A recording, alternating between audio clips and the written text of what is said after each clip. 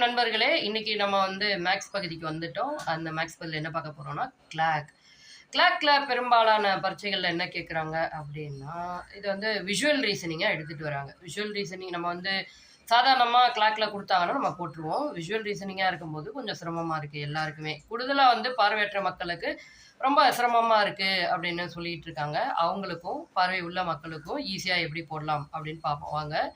இப்ப ஒண்ணுமே இல்லங்க. 11 மணி நேரம் 60 நிமிஷம் அப்படின்னு வச்சுக்கங்க. 12 மணி நேரம் கிடையாது. 11 மணி நேரம் 60 நிமிஷம் அப்படின்னு வச்சுக்கிட்டீங்கன்னா, உங்களுக்கு 12 ஹவர்ல கேட்டாங்கன்னா இது போட்டுக்கலாம். 24 ஹவர்ல கேட்டாங்கன்னா, 23 மணி நேரம் 60 நிமிஷம் அப்படின்னு நீங்க வச்சுக்கணும்.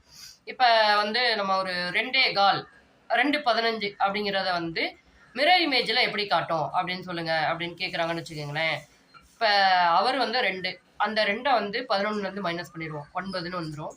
60லேருந்து 15ங்கிற அந்த நிமிஷத்தை மைனஸ் பண்ணிடுவோம். 45ன்னு வரும்.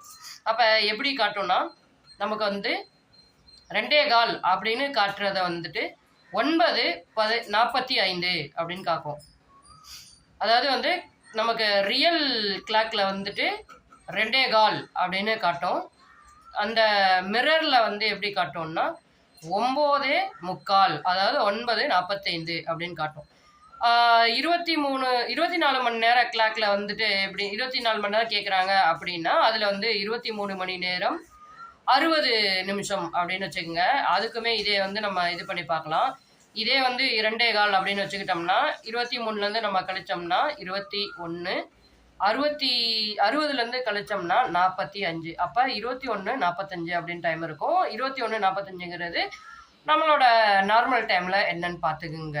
ஏன்னா இது ரயில்வே டைமில் இருக்குது. இப்படி தான் கிளாக்ல எப்போவுமே நம்ம செய்யணும்.